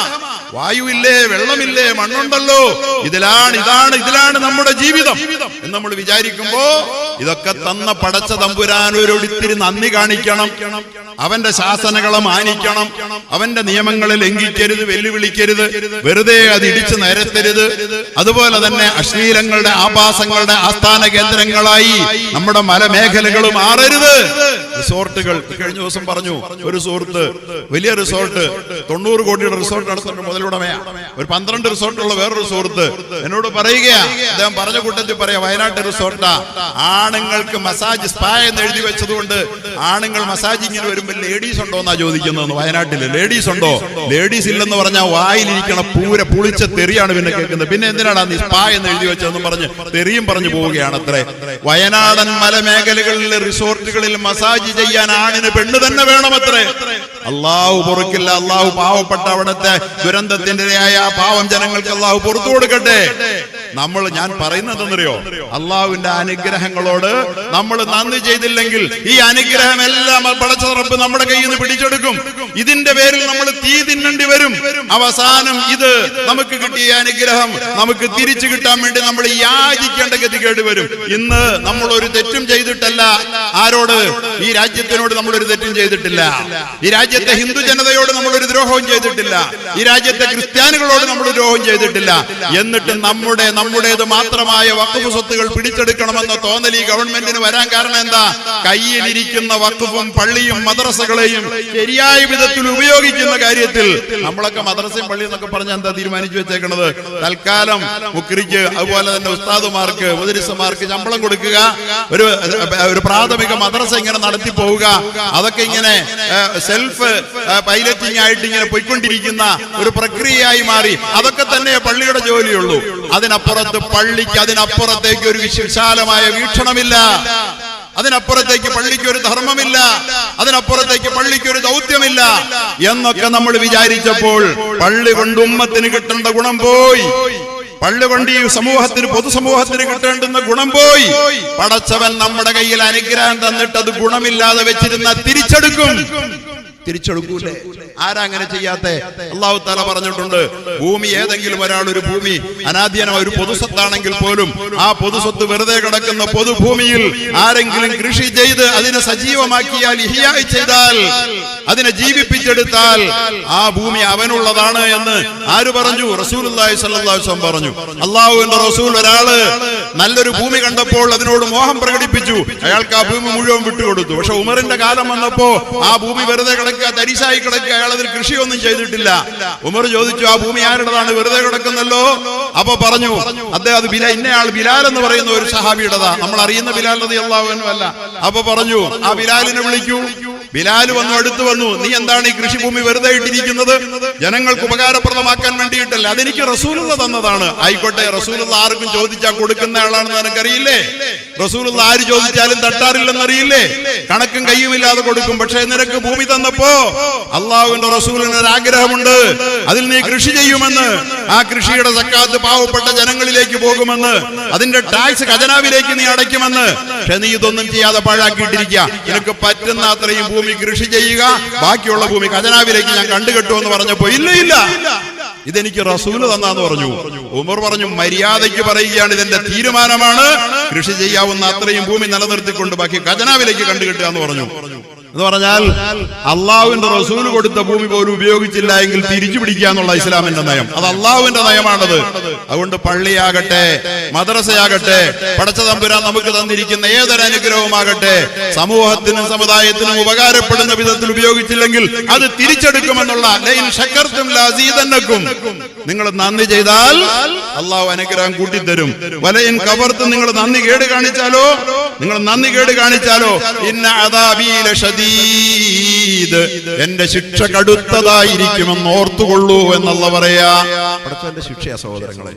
നമ്മളൊരു കാര്യം ഓർത്തോ, പണം കൊണ്ട് നമ്മൾ ദൂർത്തടിച്ചാൽ നമുക്കതിനകത്ത് അള്ളാഹു ശിക്ഷ തരും. ആരോഗ്യം കൊണ്ട് ദൂർത്തടിച്ചാൽ അതിൽ അള്ളാഹു ശിക്ഷ തരും. സൗന്ദര്യം കൊണ്ട് ദൂർത്തടിച്ചാൽ ശിക്ഷ തരും. ഹേമ കമ്മിറ്റി റിപ്പോർട്ടൊക്കെ കണ്ടില്ലേ? ഗ്ലാമറിന്റെ ലോകത്ത് വെള്ളിത്തിരയിലെ മിന്നുന്ന താരങ്ങള് അവരൊക്കെ ഇന്ന് നാറുകയാണ്, നെട്ടോട്ടമോടുകയാണ് ജയിൽ ശിക്ഷയിൽ നിന്ന്. സൗന്ദര്യമായാലും ആരോഗ്യമായാലും സമ്പത്തായാലും ഏതനുഗ്രഹങ്ങളും ഉപയോഗിക്കേണ്ടതുപോലെ ഉപയോഗിച്ചില്ലെങ്കിൽ അള്ളാഹുവിന്റെ അദാബ് വരും ദുനിയാവിൽ തന്നെ. പിന്നെ ആഖിറത്തിലെ കാര്യം പറയണോ? അതുകൊണ്ട് നമ്മുടെ പള്ളികളും മഹലുകളും വെറുതെ ആർക്കെങ്കിലും അലങ്കാരത്തിന് വെച്ചോണ്ടിരിക്കാൻ വേണ്ടി അള്ളാഹ് അനുവദിച്ചിട്ടില്ല. അലങ്കാരത്തിന് വെച്ചോണ്ടിരിക്കാൻ വേണ്ടിയല്ല. ഏതെങ്കിലും ആളുകളുടെ അവരുടെ പദവിക്ക് മുതൽക്കൂട്ടാക്കാൻ വേണ്ടിയിട്ടൊന്നും പടച്ച തമ്പുരാൻ പള്ളിയെ തന്നിട്ടില്ല. അള്ളാഹുവിന്റെ നിഅമത്താണ്. ഇന്നമാ യഅ്മുറു, അള്ളാഹുവിന്റെ പള്ളി പടച്ചവന്റെതാണ്. ഫീ ബുയൂത്തിൻ അദിനല്ലാഹു അൻ തുർഫഅ വയുദ്കറ ഫീഹാ ഇസ്മുഹു യുസബ്ബിഹു ലഹു ഫീഹാ ബിൽ ഗുദുവി വൽ ആസാൽ റിജാലുൻ ലാ തുൽഹീഹിം ولا تلهيهم تجارة ولا بيع عن ذكر الله وإقام ഇഖാമിസ് സ്വലാത്തി വ ഈതാഇസ് സക്കാത്ത്. അല്ലാഹു പറയുന്നത് എന്താ? ഫീ ബുയൂത്തിൻ, ഒരു പറ്റം ഫീ ബുയൂത്തിൻ, ചില ഭവനങ്ങളിൽ അതിനല്ലാഹു അൻ തുർഫഅ, ആ ഭവനങ്ങളെ പണിതൊടുയർത്തിക്കൊള്ളൂ എന്ന് അല്ലാഹു കൺസെന്റ് കൊടുത്ത, അല്ലാഹു അനുവദിച്ച ഭവനങ്ങൾ. പള്ളികളെ കുറിച്ച് പറയുന്ന, പള്ളി പണിയാൻ അള്ളാഹുടെ അനുമതിയാ വേണ്ടത്. നമ്മളൊരു കെട്ടിടം പണിയാൻ സർക്കാരിന്റെ അനുമതി മേടിക്കുന്ന പോലെ പള്ളി പണിയേണ്ടത് പടച്ചവന്റെ അനുമതിയോട് കൂടിയാ. പള്ളി പണിയാൻ നേരത്തെ റബ്ബേ നീ പള്ളി നല്ല നിലയിൽ പണിയാനും അത് ഭംഗിയായി നടത്താനും അനുഗ്രഹിക്കണേ അല്ലാഹ് എന്ന് പടച്ചവനോട് കരഞ്ഞുകൊണ്ട് വേണം പള്ളി പണിയാൻ. അല്ലാതെ പള്ളി വലിയ കൊമ്പുള്ള പള്ളി, വലിയ ആർഭാടകരമായ പള്ളി, അവസാന നാളിന്റെ അടയാളമാണോ എന്ന് പറയുന്ന പള്ളി, അങ്ങനത്തെ കുറെ പള്ളികൾ പണിതു കൂട്ടിയത് കൊണ്ട് മാത്രം കാര്യമില്ല. അവസാന നാളിന്റെ അടയാളത്തെ കുറിച്ച് പറഞ്ഞു. ചില പള്ളികൾ ഉണ്ടാകും, മസാജിദുഹും ആമിറ വഹിയ ഖറാബും മിനൽ ഹുദാ, ഘനഗംഭീരമായ സൗധങ്ങളായി പള്ളികൾ അന്ത്യനാളിൽ മാറും. വഹിയ ഖറാബും മിനൽ ഹുദാ, സന്മാർഗത്തിൻ്റെതായ ഒരു പ്രവർത്തനവും ആ പള്ളികളിൽ അരങ്ങേറുകയില്ല. നല്ല പണിയൊന്നും നടക്കൂല. കുറെ പള്ളികൾ മാത്രം കാണും, കുറെ മുനാറകൾ കാണും, വലിയ നെടുനെടുങ്ങൻ പള്ളികൾ, കണ്ടാലൊന്ന് കയറിയിരിക്കാൻ കൊതി തോന്നുന്ന, പക്ഷെ കയറിയിരിക്കാൻ ആളൊന്നും കാണൂല. മനസ്സിലായില്ലേ? ഹറമ് പോലെ കെട്ടിപ്പൊക്കിയ പള്ളി, ഹറമ് നിറഞ്ഞു വഴിഞ്ഞൊഴുകുകയാണ്. പക്ഷെ ഇവിടെ ഒരു ദിക്ർ ചൊല്ലുന്നയാൾ, ഒരു നിസ്കാരക്കാരൻ, കഴിഞ്ഞ ദിവസം കടന്നു പോയപ്പോ കാസർഗോഡ് ഭാഗത്തേക്കൊക്കെ പോയി ഒരു പള്ളി കയറി നിസ്കരിച്ചു. ആ പള്ളിയുടെ കൗതുകം കൊണ്ട് വല്ലാതെ ഇങ്ങനെ കുളിർക്ക നോക്കി നിന്ന് പോയി. എന്നിട്ട് ആ പള്ളിയുടെ അകത്തുനിന്ന് കയറിയിട്ട് ഇറങ്ങാൻ വേണ്ടി തോന്നിയില്ല. പക്ഷെ അവിടെ നോക്കിയപ്പോ മൂലയ്ക്ക് ഒരു പാവം മനുഷ്യന്റെ ഒരു തസ്ബീഹ് പിടിച്ച് ദിക്ർ ചൊല്ലിക്കൊണ്ടിരിക്കുന്നു. ഞാൻ ഓർത്ത്, പടച്ചവനെ, ഈ ഒരു മനുഷ്യൻ മാത്രം കൊണ്ട് ഈ പള്ളിയുടെ ഹക്ക് വീടുകയാണല്ലോ. ആർക്കും കയറിയാൽ ഇറങ്ങാൻ തോന്നാത്ത ഹർമ്യങ്ങളെ പോലെ പള്ളികൾ പണിതു വെച്ചിട്ട് അതിനകത്തൊന്നും നടക്കാതെ പോകുന്ന ഒരു ദുരന്തം വരരുത്. അള്ളാഹുവിന്റെ അനുമതിയോടുകൂടി വേണം പള്ളി പണിയാൻ. ഇന്നിപ്പോ നമ്മുടെ പള്ളി പലപ്പോഴും പണിയുന്നത് പലപ്പോഴും സംഘടനാ താല്പര്യത്തിന് വേണ്ടി, പാർട്ടി താല്പര്യത്തിന് വേണ്ടി, മുതലാളിമാരുടെ പ്രൗഢിക്ക് വേണ്ടി, പത്രാസിന് വേണ്ടി. മസാജിദുഹും, അവന്മാരുടെ പള്ളികൾ. റസൂലുള്ളാഹി സ്വല്ലല്ലാഹു അലൈഹി വസല്ലം പറയാ, പള്ളികൾ അവന്മാരുടെ ആകാൻ പാടില്ല, അള്ളാഹുടെ പള്ളി എന്ന്. അള്ളാഹ് പള്ളി എപ്പോഴും അള്ളാഹിലേക്ക് ചേർത്താ പറയുന്നത്. ഇന്നമാ യഅ്മുറു മസാജിദ് അല്ലാഹ്, നല്ല പള്ളി അള്ളാഹുടെ പള്ളിയാ. പക്ഷെ അവസാന നാളാകുമ്പോൾ വലിയ പള്ളിയാകും. പള്ളിയിൽ നടക്കേണ്ടതൊന്നും നടക്കൂല എന്ന് പറഞ്ഞിടത്ത് പറഞ്ഞ പള്ളി എന്താ? മസാജിദുഹും, അവന്മാരുടെ പള്ളി. നമ്മുടെ പള്ളി അവന്മാരുടെ പള്ളിയാണോ? കുറെ ആളുകൾ തങ്ങളുടെ അവകാശം നിലനിർത്താൻ വേണ്ടി, അല്ലെങ്കിൽ തങ്ങളുടെ പ്രൗഢിയും പത്രാസും തന്റെ പദവിയും നിലനിർത്താൻ വേണ്ടി എവിടെയെങ്കിലും പള്ളി ഞങ്ങളുടെതെന്ന് പറഞ്ഞ് പള്ളിയിൽ നടക്കേണ്ട പരിപാടികളൊന്നും നടക്കാതെ, പള്ളിയോടുള്ള ബാധ്യതകൾ നിർവഹിക്കാതെ ആരെങ്കിലും കൊണ്ടു നടക്കുന്നെങ്കിൽ മസാജിദുഹും, അത് അവന്മാരുടെ പള്ളിയാ, അള്ളാഹുടെ പള്ളിയല്ല. അള്ളാഹ് ആ പള്ളിയായിട്ട് ഒരു ബന്ധവുമില്ല. അങ്ങനെ ആകാതിരിക്കാൻ നമുക്ക് ബാധ്യതയുണ്ട്. മസാജിദുൽ ആമിറ വഹിയ ഖറാബും മിനൽ ഹുദാ ഉലമാഉഹും ശർറു മൻ തഹത അദീമി സമാ എന്നും കൂടെ അതിന്റെ കീഴിലുണ്ട്. അതൊക്കെ ഞങ്ങളെ പോലുള്ളവർക്ക് പറയാൻ മടിയാണ്. അവന്മാരുടെ ഉലമാക്കൾ, അവന്മാരുടെ പണ്ഡിതന്മാർ, ശർറു മൻ തഹത അദീമി സമാ, ആകാശത്തിന് കീഴിലുള്ള ഏറ്റവും വൃത്തികെട്ട ജന്തുക്കളായിരിക്കും കൂടെ ഉണ്ട്. അല്ലാഹു കാക്കുമാറാകട്ടെ ആ കൂട്ടത്തിൽ നിന്ന്. മനസ്സിലായില്ലേ? അപ്പോ പള്ളികൾക്ക് പള്ളിയുടെ ജോലിയുണ്ട്. അത് നന്നായി നോക്കാനും നടത്താനും അർഹതയുള്ള ആളുകൾ അത് ഏറ്റെടുത്ത് ഭംഗിയായി നിർവഹിച്ചാൽ അള്ളാഹു ആ ഒരൊറ്റ കാരണത്തിന്റെ, ആ അനുഗ്രഹത്തോട് നന്ദി ചെയ്ത ഒറ്റ കാരണം കൊണ്ട് ആ നാടിൽ മുഴുവൻ അള്ളാഹു നന്മ വരുത്തും. നല്ല ഒരു പള്ളി, നന്മ നിറഞ്ഞ പള്ളി, നാട്ടിലുള്ള മുഴുവൻ ആളുകളെയും അവരുടെ മനസ്സിനെ കോർത്തിണക്കുന്ന പള്ളി, എല്ലാവരുടേതുമായ പള്ളി, എല്ലാവർക്കും സന്തോഷത്തോടെ വന്ന് കയറി ഇറങ്ങാവുന്ന, ആരാധിക്കാവുന്ന, പരസ്പരം കണ്ട് പുഞ്ചിരി കൈമാറാവുന്ന, സലാം കൈമാറുന്ന, ഹസ്തദാനം ചെയ്യുന്ന അങ്ങനത്തെ ഒരു പള്ളി, നല്ലൊരു പള്ളി ഒരു നാട്ടിലുണ്ടെങ്കിൽ ആ പള്ളി ആ നാടിന്റെ മുഴുവൻ അനുഗ്രഹത്തിന് കാരണമാകും. അതേസമയം പള്ളികൾ അങ്ങനെ അല്ലാതെ വഖഫിന്റെ ഭൂമികൾ അന്യാധീനപ്പെട്ട് അത് ഉപയോഗിക്കേണ്ടതുപോലെ ഉപയോഗിക്കാതിരുന്നാൽ ആ പള്ളികൾ ആ നാട്ടുകാർക്കും സമൂഹത്തിനും അതൊരു ബാധ്യതയായി മാറുമെന്ന്, അദാബിന് കാരണമാകും. മനസ്സിലായോ? അപ്പൊ യഥാർത്ഥത്തിൽ പള്ളികൾ എങ്ങനെയാണ് പള്ളികൾ ഉണ്ടാക്കേണ്ടത്? ഫീ ബുയൂത്തിൻ അദിനല്ലാഹു അൻ തുർഫഅ, പള്ളി പണിയാൻ അള്ളാഹുടെ കൺസെന്റ് വേണം. നിങ്ങൾക്കറിയാവോ, പള്ളി പണിയാൻ വല്ലവരുടെയും ഗവൺമെന്റിന്റെ വേറൊരു കൺസെന്റ് വേണമെന്ന് ആരെങ്കിലും ഇതുവരെ വിചാരിച്ചിട്ടുണ്ടോ? പള്ളി പണിയാൻ അള്ളാഹുടെ കൺസെന്റ് വേണം. പള്ളി പണി തീർന്നാലോ, പള്ളി പണി തീർന്നു ഗംഭീരമായി പള്ളി പണി കഴിപ്പിച്ച് പൂർത്തിയാക്കിയ പിന്നെ വേണ്ടത് എന്താണെന്നറിയോ? അള്ളാഹുവേ, ഞാൻ പള്ളി പണിതു പടച്ചവനെ, ഈ പള്ളിയുടെ ഉത്തരവാദിത്വം ഇനി എന്റെ ചുമതലകളിലാണല്ലോ, അത് ഭംഗിയായി കൊണ്ടു നടക്കാൻ, നിർവഹിക്കാൻ റബ്ബേ നീ എന്നെ അനുഗ്രഹിക്കണമേ. മഹാനായ ഇബ്രാഹിം അലൈഹിസ്സലാം അള്ളാഹു കൽപ്പിച്ചിട്ട് അള്ളാഹു അനുവദിച്ചിട്ടാണ് പള്ളി പണിതത് പരിശുദ്ധ കഅബ. നിങ്ങൾക്കറിയാം, ഇന്ന അവ്വല ബൈത്തിൻ വുളിഅ ലിന്നാസി ലല്ലദീ ബിബക്കത മുബാറകൻ വഹുദൽ ലിൽ ആലമീൻ. ഇന്ന അവ്വല ബൈത്ത്, ഈ ലോകത്തെ ആദ്യത്തെ ഭവനം, വുളിഅ ലിന്നാസ്, മനുഷ്യരാശിക്ക് വേണ്ടി സ്ഥാപിതമായ ഭവനം, മുഴുവൻ മനുഷ്യർക്കും. മനുഷ്യനൊരു വിലക്കുമില്ലാത്ത, കറുത്തവൻ എന്ന് വെളുത്തവനെന്ന്, സമ്പന്നനെന്നോ ദരിദ്രനെന്നോ, പണ്ഡിതനെന്നോ പാമരനെന്നോ, ഭരണാധികാരിയെന്നോ പ്രജയെന്നോ വ്യത്യാസമില്ലാതെ മുഴുവൻ ജനങ്ങൾക്കും ഉള്ള പള്ളിയായി അള്ളാഹു ഈ ലോകത്ത് ആദ്യം പണിത ഭവനമാണ് കഅബ. അവ്വല ബൈത്തിൻ വുളിഅ ലിന്നാസി ലല്ലദീ ബിബക്കത മുബാറകൻ, അനുഗ്രഹീതമാണത്. വഹുദൽ ലിൽ ആലമീൻ, ലോകത്തിന് മുഴുവനും സന്മാർഗവും അവിടെ നിന്നാണ്. എല്ലാ സന്മാർഗവും. കള്ളു കുടിക്കരുത്, പെണ്ണ് പിടിക്കരുത്, സർവ്വകരുതി നടത്തരുത്, അതുപോലെ തന്നെ ആരെയും ആക്രമിക്കരുത്, സക്കാത്ത് കൊടുക്കണം, 5 നേരം നമസ്കരിക്കണം, അതുപോലെ തന്നെ മലമൂത്ര വിസർജനം ചെയ്താൽ വൃത്തിയാക്കണം, അങ്ങനെ ഉദാരനാകണം, ദാനധർമ്മം ചെയ്യണം. ഇങ്ങനെ ലോകത്തെ നന്മയായി നമ്മൾ കണക്കാക്കുന്ന മാനവിക മൂല്യങ്ങളായി മാനവരാശി പരിഗണിക്കുന്ന മുഴുവൻ നന്മകളുടെയും സ്രോതസ്സുറവിടം പരിശുദ്ധ കഅബയാണ്. ഉച്ചനീചത്വങ്ങൾക്ക് അതീതമായി, വംശീയതയ്ക്കെതിരായി ഈ ലോകത്ത് മനുഷ്യന് വേണ്ടി ഇന്നും നിങ്ങൾക്കറിയാലോ, ലോകത്ത് മുഴുവൻ വംശീയത തിമിർത്താടുകയാണ്. കറുത്തവൻ വെളുത്തവൻ, ജാതി ഭേദം. നമ്മുടെ രാജ്യമൊക്കെ ജാതിയെ അതിജീവിച്ചിട്ട് വീണ്ടും ആ പ്രാകൃതമായ ജാതി സമ്പ്രദായത്തിലേക്ക് മടങ്ങി വന്നുകൊണ്ടിരിക്കുന്ന ഒരു കാലമാണ്. ഇസ്രയേലിന്റെ വംശീയത ലോകത്തെ നശിപ്പിക്കുകയാണ്. അമേരിക്കയും വംശീയത, യൂറോപ്യൻ വള്ള വംശീയത ലോകത്ത് തിമിർത്താടുകയാണ്. പക്ഷേ ഇത് ഹുദൻ ലിന്നാസ്, ജനങ്ങൾക്ക് വേണ്ടി പണിത പരിശുദ്ധ കഅബ ഇന്നും ഇതിനെല്ലാം അതിജീവിച്ചുകൊണ്ട് പരിശുദ്ധമായ ഹജറുൽ അസ്വദിൽ പോയി ആദ്യം ഇപ്പൊ ആരെന്നറിയോ? സോമാലിയക്കാരൻ, കറുത്തവനാണ്. അവനോട് മത്സരിച്ചുകൊണ്ട് മുത്താൻ വേണ്ടി അടുത്തതായിട്ട് നിൽക്കുന്ന അറേബ്യക്കാരനായ നല്ല ചുമന്ന അറബിയ. അത് കഴിഞ്ഞാൽ വെള്ളക്കാരനാണ്, യൂറോപ്യനാണ്. ഒരേ ലോകത്ത് ഒരു സമയത്ത് ഒരമൽ ഒരാൾക്ക് മാത്രം ചെയ്യാൻ പറ്റുന്ന ഒരേ ഒരമല് ഹജറുൽ അസ്വദിൽ മുത്തല. ഒരാളെ ഭൂമിയിൽ അത് ചെയ്യുള്ളൂ. അത് ചെയ്യുന്ന സമയത്ത് എന്തിനാണെന്നറിയോ?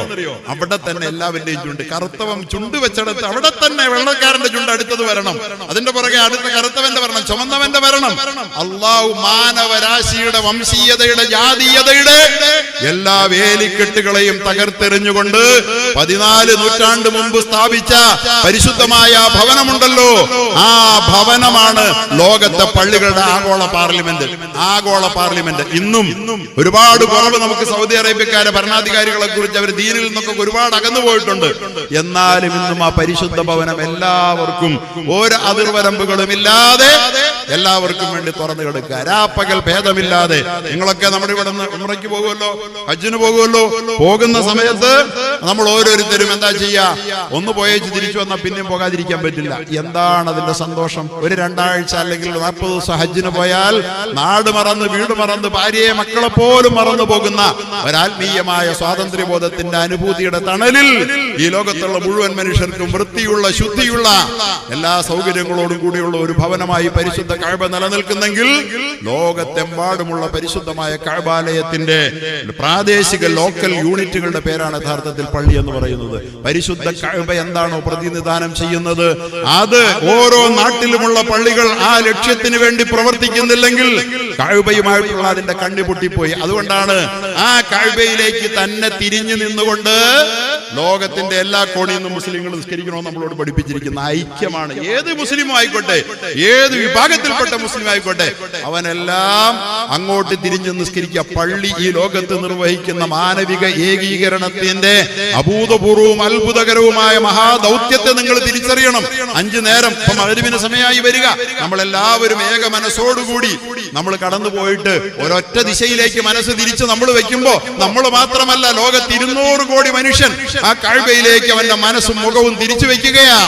അത്രയും മാനവരാശിയെ ആ പരിശുദ്ധമായ ഭവനം ഒന്നിപ്പിക്കുമ്പോൾ ആ ഭവനം ഒന്നിപ്പിക്കലിന്റെ കേന്ദ്രമായി മാറണം, ഭിന്നിപ്പിക്കലിന്റെ കേന്ദ്രമായി മാറരുത്. മാറിയാൽ ഓർത്തോളൂ, പള്ളി കൊണ്ടുള്ള അദാബുകളാണ് ഇന്ന് ഇന്ത്യയും കേരളവും അനുഭവിച്ചുകൊണ്ടിരിക്കുന്നത്. പള്ളിയും വഖഫും മദ്രസയും പിടിച്ചെടുക്കപ്പെടുന്നു. കാരണം എന്താ? പള്ളിയുടെ ഉത്തരവാദിത്തങ്ങൾ നിർവഹിക്കുന്നില്ല. പള്ളിയുടെ വികസനത്തിന് വേണ്ടി ശരിയായ നിലയിൽ ചിലയിടങ്ങളിലൊക്കെ വല്ലാതെ വികസനം നടത്തുന്നുണ്ട്. പക്ഷേ വികസനം മാത്രം, ഭൗതികമായ വികസനം മാത്രം, അതോടൊപ്പം തന്നെ അതിന്റെ ശരിയായ പരിപാലനവും ആദർശപരമായ അതിന്റെ സംരക്ഷണവും അത് ശരിയായ നിലയിൽ നിർവഹിക്കപ്പെടാതെ പോകുന്നു. ഇതെല്ലാം പള്ളി പരിപാലിക്കുന്നവർ കാണിക്കുന്ന ക്രൂരമായ അനാസ്ഥയാണ്. അതിന്റെ പേരിൽ അവർ ദുനിയാവിലും ആഖിറത്തിലും ശിക്ഷിക്കപ്പെടുമെന്നുള്ള കാര്യം നമ്മൾ ഗൗരവപൂർവ്വം ഓർത്തുകൊള്ളണം. അല്ലാഹു തആല പറയുകയാണ്, പള്ളികൾ ഇത്രയും വലിയ ലക്ഷ്യം നിർവഹിക്കേണ്ട പള്ളിയാ. പരിശുദ്ധമായ കഅബാലയം ലോകത്ത് നിർവഹിച്ചുകൊണ്ടിരിക്കുന്ന വലിയ ദൗത്യമാണ് ഓരോ നാട്ടിലെയും പള്ളികൾ നിർവഹിക്കേണ്ടത്. ലോകത്തെ ഏത് കോണിൽ നിന്ന് വരുന്ന ആർക്കും വേണ്ടി ഏത് നിമിഷവും 24 മണിക്കൂറും തുറന്നു കിടക്കുന്നതാ പള്ളി. ഇന്നിപ്പോ നമ്മുടെ സ്വാർത്ഥം വർദ്ധിച്ചപ്പോ, നമ്മുടെ സ്വഭാവം ഗുണമൊക്കെ മാറിയപ്പോ വഖത്ത് കഴിഞ്ഞ പള്ളി പൂട്ടുന്ന സ്വഭാവത്തിലേക്ക് വന്നു. രാത്രി പള്ളി തുറക്കുന്ന കാര്യമായിട്ട് പറയാനും പറ്റില്ല. പക്ഷേ ലോകത്തെ കഅബ എന്ന് പറയുന്ന പള്ളി ലോകത്ത് എന്നും മനുഷ്യൻ ആരോരാശിക്ക് തുറന്നു കിടക്കുന്ന പോലെ എന്നും തുറന്നു കിടക്കുന്ന വിധത്തിലേക്ക് നമ്മുടെ പള്ളികൾ മാറാത്തത് നമ്മുടെ പള്ളിയുടെ വലിപ്പവും വിലയും മനസ്സിലാകാത്തതിന്റെ പേരില. അതുകൊണ്ട് തന്നെ പ്രിയപ്പെട്ടവരെ, മൂത്രപ്പര പൂട്ടിയിടുന്ന, കക്കൂസ് പൂട്ടിയിടുന്ന ആളുകളെ പോലും കാണാൻ പറ്റും. പള്ളിയിൽ വരുന്ന മുഴുവൻ ആളുകൾക്കും സന്തോഷമായി അനുഭവിക്കാൻ കഴിയുന്ന സാധ്യമായത്ര മുഴുവൻ സൗകര്യങ്ങളും ഒരുക്കിക്കൊണ്ട് മുഴുവൻ ആളുകളെയും വീണ്ടും വീണ്ടും വരാൻ സ്വാഗതം ചെയ്യുന്ന സ്വഭാവമാണ് പള്ളിക്ക് ഉണ്ടാക്കേണ്ടത്. അല്ലാഹു തആല അതുകൊണ്ട് തന്നെയാ പറഞ്ഞത്, പള്ളി ആരാ പരിപാലിക്കണ്ടേ? പള്ളി പണിയാൻ അല്ലാഹുവിന്റെ അനുമതി വേണം. പള്ളി പണിത് പൂർത്തിയാക്കിയാൽ അല്ലാഹുവേ റബ്ബനാ തഖബ്ബൽ മിന്നാ ഇന്നക അൻതസ് സമീഉൽ അലീം. ഇബ്രാഹിം അലൈഹിസ്സലാത്തു വസ്സലാം പള്ളി പണിതിട്ട് ആരാ പറഞ്ഞ പള്ളി പണിയാൻ കഅബാലയം? അല്ലാഹ് പറഞ്ഞതാ. ഇബ്രാഹിമാണ് നബിയാണ്, ഉലുൽ അസ്മിൽപ്പെട്ട നബിയാണ്. പരിശുദ്ധമായ ഹജ്ജിന്റെ കേന്ദ്രബിന്ദുവായി പ്രവർത്തിക്കുന്ന ലോക മാനവികതയുടെ മഹാപിതാവാണ്. ക്രൈസ്തവനും ജൂതനും മുസൽമാനും എല്ലാം ആദരിക്കുന്ന, ഹിന്ദുവും ആദരിക്കുന്ന ബ്രഹ്മാവ് ഇബ്രാഹിമിൽ നിന്നാണ് അത് വന്നതെന്നാണ് ചില പണ്ഡിതന്മാർ പറയുന്നത്. ഇബ്രാഹിമിന്റെയും ബ്രഹ്മാവിന്റെയും പദങ്ങളൊക്കെ ഒന്നാണ്, അത് ഒരുമിച്ച് വന്നതാണെന്ന് പോലും പറയുന്നുണ്ട്. അങ്ങനെ സർവാദരണീയനായ ഇബ്രാഹിം അലൈഹിസ്സലാത്തു വസ്സലാം പണിതിട്ട് തന്റെ പൊന്നുമോനെ കൂട്ടുപിടിച്ച് പണിത ആ പണി നടക്കുന്ന സമയത്ത് അദ്ദേഹം ചവിട്ടി നിന്ന മഖാമ ഇബ്രാഹിം എന്ന് പറയുന്ന കല്ല് ഭിത്തിയുടെ ഉയരം കൂടുന്നതിനനുസരിച്ച് തനിക്ക് വേണ്ടി ഉയർന്നു കൊടുത്ത, അത്ഭുതം സൃഷ്ടിച്ച ആ പരിശുദ്ധമായ കഅബാലയം പണിതിട്ട് അല്ലാഹുവിനോട് കരഞ്ഞ് നിലവിളിച്ചുകൊണ്ട് നടത്തുന്ന ഒരു പ്രാർത്ഥനയുണ്ട്. റബ്ബനാ തഖബ്ബൽ മിന്നാ ഇന്നക അൻതസ് സമീഉൽ അലീം. അല്ലാഹുവേ, നീ ഞങ്ങളിൽ നിന്ന് സ്വീകരിക്കണം. നീ പറഞ്ഞിട്ടാ ചെയ്തത്. ഞങ്ങൾ ആവോളം നിനക്ക് വേണ്ടി നിസ്വാർത്ഥമായി ചെയ്യാൻ ശ്രമിച്ചു. ഞങ്ങളുടെ കഴിവ് പോലെ ഞങ്ങൾ ഇത് ചെയ്തു. നീ ഒന്ന് സ്വീകരിക്കണം പടച്ചവനെ. നീ സ്വീകരിച്ചില്ല എങ്കിൽ അത് വലിയ നഷ്ടത്തിനും അത് വലിയ ശിക്ഷയ്ക്കും അദാബിനും കാരണമാണ്. അതുകൊണ്ട് എന്റെ പ്രിയപ്പെട്ട സഹോദരങ്ങളെ, പള്ളികളും മദ്രസകളും അത് ദുരുപയോഗം ചെയ്യപ്പെട്ടു പോയതിന്റെ കാരണമായി ഇന്ന് നമ്മുടെ പള്ളികൾ പിടിച്ചെടുക്കാൻ വഖഫ് ഭേദഗതി ബില്ല്, നമ്മുടെ മദ്രസകൾ പിടിച്ചെടുക്കപ്പെടാൻ വേണ്ടിയിട്ട് മദ്രസകളെല്ലാം നിർത്തിയാല് കണ്ടില്ലേ? ഇതെങ്ങനെയാ പൊടുന്നനെ ഇങ്ങോട്ട് വരുന്നേ? പള്ളിയും മദ്രസയും അതിന്റെ ധർമ്മവും ദൗത്യവും നിർവഹിച്ചില്ലെങ്കിൽ അത് തന്നെ സംഭവിക്കും. പള്ളി ഭരിക്കുന്നവർക്ക് പള്ളി ഭരിക്കാനുള്ള ക്വാളിറ്റി ഇന്നുണ്ടോ? നിങ്ങൾക്കറിയാവോ, ഞാൻ എറണാകുളം ജില്ലയിൽ നിന്നാ വരുന്നേ. എറണാകുളം ജില്ലയിലെ ഏറ്റവും വലിയ പള്ളിയുടെ പ്രസിഡന്റ് ഒരു സിനിമാ സംവിധായകനാണ്. അബ്കാരി കോൺട്രാക്ടർമാർക്കും വേണമെങ്കിൽ നമ്മുടെ പള്ളി ഭരിക്കാം. ആള് നാട്ടിലെ മുതലാളി അയച്ചാൽ മതി. ഇങ്ങനെയുള്ള ആളുകൾക്ക് അല്ലാഹുവിന്റെ പള്ളിയുടെ ധർമ്മത്തിനോട് നീതി പുലർത്താൻ പറ്റുമോ? പണമല്ല മാനദണ്ഡം അല്ലാഹുവിന്റെ പള്ളി പരിപാലിക്കാൻ എന്ന് തീരുമാനിക്കാൻ ആ നാട്ടിലെ മുസ്ലിമീങ്ങളായ ആളുകൾക്ക് ആരാണ് തങ്ങളുടെ പള്ളി പരിപാലിക്കേണ്ടത് അല്ലാഹു പറഞ്ഞതുപോലെ എന്ന് തീരുമാനിച്ച അത്തരക്കാരായ ആളുകളെ പള്ളി പരിപാലനത്തിൽ വീഴ്ച വരുത്തുകയില്ല എന്നുറപ്പുള്ള ആളുകളെ നമ്മൾ തെരഞ്ഞെടുത്തില്ല എങ്കിൽ അല്ലാഹു തആല പറയുകയാണ്, അന്നമാ യഅ്മുറു മസാജിദല്ലാഹി, തീർച്ചയായും അല്ലാഹുവിന്റെ പള്ളിയെ പരിപാലിക്കുന്നത് മൻ ആമന ബില്ലാഹി വൽ യൗമിൽ ആഖിരി, അല്ലാഹുവിലും അന്ത്യനാളിലും അടിയുറച്ച വിശ്വാസമുള്ളവർ മാത്രം അല്ലാഹുവിന്റെ പള്ളി പരിപാലിക്കാൻ വന്നാൽ മതി. നമസ്കാരമില്ലാത്ത പള്ളി കമ്മിറ്റിക്കാരനുണ്ടത്രേ. പലയിടത്തും കേൾക്കുന്ന വർത്താന, നമസ്കാരമില്ലാത്ത പള്ളി കമ്മിറ്റിക്കാരുണ്ടെന്ന്. അതിനപ്പുറത്ത് കള്ളുകുടിയൻ പള്ളി കമ്മിറ്റിക്കാരനുണ്ടെന്ന്, പെണ്ണുപിടിയനുണ്ടെന്ന് പള്ളി കമ്മിറ്റിയില്. അങ്ങനെ ഉണ്ടായി. അങ്ങനെ ഉണ്ടായെങ്കിൽ അതിന്റെ അതാപ നാട് മുഴുവൻ അനുഭവിക്കേണ്ടി വരും. ഇന്നമാ യഅ്മുറു മസാജിദല്ലാഹ്, അവൻ പള്ളി കമ്മിറ്റിയുടെ പ്രസിഡന്റ് ആകാൻ, സെക്രട്ടറി ആകാൻ അത്തരക്കാരൊരാൾ അല്ലാഹുവിന്റെ പള്ളിയുടെ പരിപാലന ചുമതലയിലേക്ക് കടന്നു വരാൻ കാരണക്കാരാ നാട്ടുകാരാണ്. ഉറപ്പായിട്ടും അയാൾ മാത്രമല്ല അതിന്റെ വില കൊടുക്കേണ്ടി വരിക. ആ നാട്ടുകാർ മുഴുവനാണ്. അള്ളാഹുവിന്റെ പള്ളിയെ പരിപാലിക്കേണ്ടതുപോലെ വഖഫിന്റെ ഭൂമി കൊണ്ട് ഈ ലോകത്ത് നിർവഹിക്കേണ്ടുന്ന ഒരുപാട് ദൗത്യങ്ങളുണ്ട്. നിങ്ങൾക്കറിയാമോ? ആ ദൗത്യങ്ങളൊക്കെ ഈ ലോകത്ത് വഖഫിന്റെ പേരിൽ നിർവഹിക്കപ്പെടേണ്ടതുണ്ട്. പള്ളിയും മദ്രസയും നടത്തുക എന്നുള്ളത് മാത്രമല്ല, അതിനെല്ലാം അപ്പുറത്ത് റസൂലുള്ളാഹി സ്വല്ലല്ലാഹു അലൈഹി വസല്ലം പറഞ്ഞു, പള്ളിക്ക് വഖഫിന്റെ ഭൂമി ഉണ്ടെങ്കിൽ അതിനകത്ത് വിദ്യാഭ്യാസ സംവിധാനങ്ങൾ അതിനകത്ത് വരണം. അതുപോലെ തന്നെ കൂടുതൽ ഭൂമി ഉണ്ടെങ്കിൽ പ്ലാന്റേഷനുകൾ വെച്ച് പിടിപ്പിക്കണം, നാടിനും സമൂഹത്തിനും വേണ്ടി വിട്ടുകൊടുക്കണം. സാധിക്കുമെങ്കിൽ നദി ഒഴുക്കി കൊടുക്കണം, കനാലുകൾ ഒഴുക്കി കൊടുക്കണം. അതിലൂടെ അല്ലെങ്കിൽ കിണർ കുഴിച്ച് പൊതുസമൂഹത്തിന് വിട്ടുകൊടുക്കണം.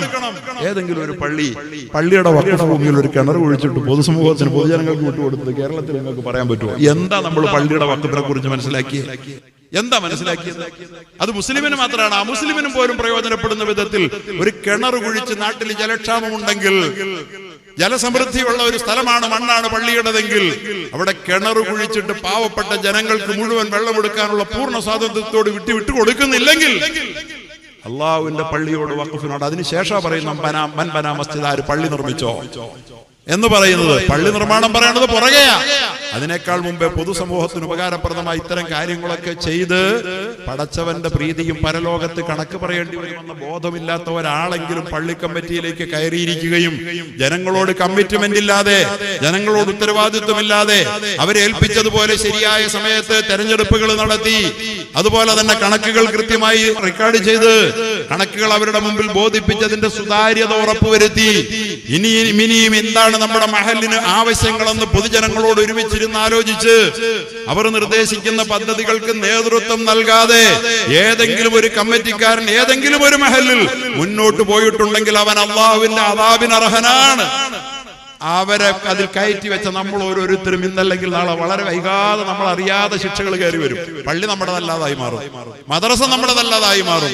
പ്രിയപ്പെട്ടവരെ, അങ്ങനെ നമ്മുടെ മക്കളും നമ്മുടെ ഭാവി തലമുറയും അള്ളാഹുവിനെ അറിയാതെ കുഫറിന്റെ മേച്ചിൽപ്പുറങ്ങൾ തേടി പോവുകയും ദുനിയാവും ആഖിറവും നഷ്ടപ്പെട്ടവരായി നാളെ തീരുകയും ചെയ്യുന്ന വിധത്തിൽ പള്ളിയോട് കാണിക്കുന്ന അനാസ്ഥയ്ക്ക് നമ്മൾ ദുനിയാവിലും ആഖിറത്തിലും കണക്ക് പറയേണ്ടി വരും, വില കൊടുക്കേണ്ടി വരും. അതുകൊണ്ട് അള്ളാഹ് പറഞ്ഞ് അള്ളാഹുവിന്റെ പള്ളി പരിപാലിക്കാൻ ബാങ്കിന്റെ പ്രസിഡന്റ് ആകുന്നവൻ, ബാങ്ക് ഭരിക്കുന്നവൻ വരരുത്, ബാങ്ക് ഭരിക്കുന്നവൻ എന്തായാലും വരരുത്. വളരെ കൃത്യമാണ്. മന്നാമന ബില്ലാഹി വൽ യൗമിൽ ആഖിർ, അല്ലാഹുവിലും അന്ത്യനാളിലും വിശ്വസിച്ചവരാണ്. അല്ലാഹുവിലും അന്ത്യനാളിലും വിശ്വസിക്കുന്ന ബാങ്ക് ഡയറക്ടർ പോകൂല. കാരണം അത് പലിശയുമായി ബന്ധപ്പെട്ട ഇടപാടുകളാണ്. അങ്ങനെയുള്ള ഒരാൾ പള്ളി ഭരിക്കാൻ അവകാശമില്ല, അള്ളാഹ് പറയാ. എന്നിട്ട് നമ്മൾ അങ്ങനെ ഒരാളെ നമ്മുടെ പള്ളിയുടെ പരിപാലനത്തിന് എടുത്തു വെച്ചിട്ടുണ്ടെങ്കിൽ അയാളല്ല ഉത്തരവാദി, ഒന്നാം പ്രതി അവരെയാളെ വെച്ചയാളാണ് എന്നുള്ള ഓർമ്മയോടുകൂടി നമ്മുടെ പള്ളികളുടെ പരിപാലനത്തിന് ഉത്തരവാദിത്വം. മന്നാമന ബില്ലാഹി വൽ യൗമിൽ ആഖിർ വഅഖാമസ്സലാ, 5 നേരത്തെ നമസ്കാരം. ഇത് 14 നൂറ്റാണ്ട് മുമ്പ് അള്ളാഹ് പറയാ. ഇത് പറയുമ്പോൾ പള്ളി പരിപാലിക്കുന്ന ആളുകൾ അള്ളാഹുവിലും ആഖിറത്തിലും വിശ്വാസം ഇല്ലാത്ത ഒരുത്തനുമില്ല. നിസ്കാരമില്ലാത്ത സഹാബാക്കൾ ആരെങ്കിലും ഉണ്ടോ? താബിഈങ്ങൾ ആരെങ്കിലും ഉണ്ടോ? കപട വിശ്വാസികൾ പോലും ജമാഅത്ത് മുടക്കൂല കാലത്ത്. എന്നിട്ടും പറയാം അഖാമസ്സലാ, നിസ്കാരം നിലനിർത്തണം. സക്കാത്ത് കൊടുക്കണം. സക്കാത്ത് കൊടുക്കാത്ത ഒരു കമ്മിറ്റിക്കാരൻ പള്ളി പരിപാലിക്കാൻ ഉണ്ടാകാൻ പാടില്ല. അവൻ എന്തെല്ലാം ജനസേവന പ്രവർത്തനങ്ങളിൽ പള്ളിയുടെ പേരിൽ നടത്തിയാലും ശരി, നിസ്കാരം കൃത്യമായ സമയത്ത് പള്ളിയുടെ അടുത്ത് ജമാഅത്തായ നമസ്കാരത്തിന് വന്ന് നമസ്കരിക്കാവുന്ന അകലത്തിലാണ് അവന്റെ വീടെങ്കിൽ, അല്ലെങ്കിൽ അതിന്റെ അടുത്ത അകലത്തുള്ള പള്ളിയിൽ പോയി ഇമാമിന്റെ തൊട്ടുപിറകിൽ പ്രസിഡന്റ് നിസ്കരിക്കുന്നില്ലെങ്കിൽ, ജനറൽ സെക്രട്ടറി നിസ്കരിക്കുന്നില്ലെങ്കിൽ, ഖജാഞ്ചി ജമാഅത്ത് മുടക്കി മാറി നിൽക്കുകയാണ്, പള്ളിയിൽ എത്തിച്ചേരാൻ സൗകര്യമുണ്ടായിട്ടെങ്കിൽ അവൻ പള്ളി ഭരിക്കാൻ അവകാശമില്ലാത്തവനാണെന്ന് പറയുന്നത് അല്ലാഹ്. പക്ഷേ അവനെ പള്ളിയുടെ ഭരണാധികാരിയായിട്ട് കയറ്റി വെച്ചത് അള്ളാഹുടെ ആളുകളാന്ന് പറയുന്നത് മുസ്ലിമീങ്ങളായ നമ്മൾ. ആരെ അള്ളാഹ് അദാബ് ചെയ്യേണ്ടത്? അനുഗ്രഹത്തോട് നന്ദികേട് കാണിച്ചതിന്റെ പേരിൽ ആരെയാണല്ലോ ശിക്ഷിക്കേണ്ടത്? ഞാൻ ഇതൊക്കെ പറയുമ്പോ എന്റെ പ്രിയപ്പെട്ട സഹോദരങ്ങളെ, പള്ളിയോടും മദ്രസയോടും കാണിക്കുന്ന അനാസ്ഥയ്ക്ക് അദാബുകൾ വരുമെന്നൊക്കെ നമ്മൾ പണ്ടൊക്കെ പറയുമ്പോ എന്ത് അദാബ് വരാനാ? അദാബ് വന്നതിന്റെ അനുഭവങ്ങൾ ഒരുപാടുണ്ട്. പള്ളിയുടെ മുതലുകളിൽ കൈയിട്ട് വാരിയവർ, പള്ളിയുടെ സ്വത്തിനോട് അനാസ്ഥ കാണിച്ചവർ ഞങ്ങളുടെയൊക്കെ നാടുകളിൽ അനുഭവസ്ഥരായ ഒരുപാട് പേരുണ്ട്. ഒരു ദുനിയാവിൽ തന്നെ ഏതാണ്ടൊക്കെ അനുഭവിച്ചിട്ടല്ലാതെ അങ്ങോട്ട് പോയ കഥ ഞങ്ങൾക്ക് ആർക്കും പറയാനില്ല. അള്ളാഹു നമ്മളെ കാക്കുമാറാകട്ടെ. അതുകൊണ്ട് അത് വളരെ സൂക്ഷിക്കണം. എന്ന് മാത്രമല്ല, അത്തരക്കാരായ ആളുകളെ അതിനുവേണ്ടി തെരഞ്ഞെടുത്തതിന്റെ ദുരന്തഫലമായി ആ ജനങ്ങൾ ഇന്ന് അനുഭവിക്കാൻ പോകുന്ന അവരുടെ പള്ളി തന്നെ നഷ്ടപ്പെടാൻ പോവുകയാണ്. ഇങ്ങനെയൊക്കെയല്ലേ കാര്യങ്ങൾ പെട്ടെന്ന് വഴിമാറി വരുന്നത്. അതുകൊണ്ട് പള്ളിയും മദ്രസയും ഒന്നും ഇല്ലാത്ത ഒരു ലോകത്തെ കുറിച്ച് നിങ്ങളൊന്ന് സങ്കല്പിച്ചു നോക്കിയേ. എന്തായിരിക്കും നമ്മുടെ നാട്ടിൽ സംഭവിക്കാൻ പോകുന്നത്? അഖാമസ്സലാത്ത വആത്ത സക്കാ, സക്കാത്ത് കൊടുക്കുന്നയാള് പള്ളി മുതൽ കൈയിട്ട് വരുമോ? അപ്പൊ ആളുകൾ പറയുന്നത് പള്ളിയുടെ മുതൽ കൈയിട്ട് വരുന്ന കമ്മിറ്റിക്കാരുണ്ട്. നട സക്കാത്ത് കൊടുക്കുന്ന ഒരാള് പള്ളി മുതൽ കൈയിട്ട് വരുമെന്ന് നിന്നോട് ആരാ പറഞ്ഞത്? നിങ്ങൾ ഈ മാനദണ്ഡം പരിഗണിച്ചില്ലല്ലോ പള്ളി കമ്മിറ്റിക്കാരനെ തെരഞ്ഞെടുത്തപ്പോ. പള്ളിയുടെ ഡോക്യുമെന്റ് ഇന്നത്തെ കാലത്ത് പ്രത്യേകമാണ്. കമ്മിറ്റി എന്ന് പറഞ്ഞാൽ വളരെ കൃത്യമായ നിലയിൽ പള്ളിയുടെ ആധാരങ്ങൾ, ഡോക്യുമെന്റുകൾ അതൊക്കെ വളരെ കൃത്യമായ നിലയിൽ ഉറപ്പുവരുത്തിക്കൊണ്ട് കൈവശം സൂക്ഷിച്ചുകൊണ്ട് അതിനൊക്കെ കൃത്യമായ നിലയിൽ നേതൃത്വം നൽകാൻ പ്രാപ്തരായ ആളുകളായിരിക്കണം. അതോടൊപ്പം തന്നെ പള്ളിയുടെ പരിപാലകന്മാർ വിശ്വസ്തരായിരിക്കണം. സാമ്പത്തിക കാര്യങ്ങളിൽ യാതൊരു ക്രമക്കേടും അവരുടെ ഭാഗത്തുനിന്ന് വരികയില്ലെന്ന് ഉറപ്പാക്കണം. അങ്ങനെയാണ് അതിന്റെ കൂട്ടത്തിൽ അല്ലാഹു തആല പറയുകയാണ്, അല്ലാഹുവിനെ അല്ലാതെ ആരെയും പള്ളി പരിപാലിക്കുന്നവൻ പേടിക്കാൻ പാടില്ല. നോക്കണേ അവിടെ ആ ഒരു വാക്ക് എന്തിനാ? പള്ളി പരിപാലിക്കുന്നവന്റെ കാര്യം പറഞ്ഞേ. പലരും പേടിപ്പിക്കും പള്ളി പരിപാലിക്കുന്നവരെ. സംഘടനക്കാർ പേടിപ്പിക്കും, ചിലപ്പോ പാർട്ടിക്കാർ പേടിപ്പിക്കും ചിലപ്പോ. അങ്ങനെ വേണ്ട ഇങ്ങനെ വേണ്ടെന്ന്. ഒരുത്തനെയും പേടിക്കാത്തവന് മാത്രമേ അള്ളാഹുവിന്റെ പരിപാലനം നിർവഹിക്കാൻ കഴിയുള്ളൂ. ഒരു രാഷ്ട്രീയക്കാരൻ പറഞ്ഞാലും പേടിക്കരുത്, ഒരു സംഘടനക്കാരൻ പറഞ്ഞാലും പേടിക്കരുത്. അള്ളാഹുവിന്റെ പള്ളി പരിപാലിക്കാൻ അത്തരക്കാരായ ആളുകൾ വേണം. അങ്ങനെ അല്ലാത്ത ആളുകൾ എന്നിട്ട് അല്ലാഹു തആല പറയാണ്,